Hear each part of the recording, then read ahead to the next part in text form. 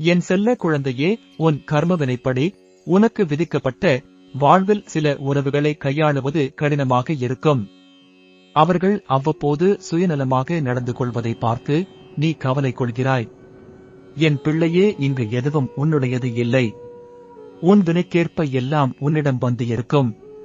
மாயைகளை புரிந்து கொள். தியானம் பழகு.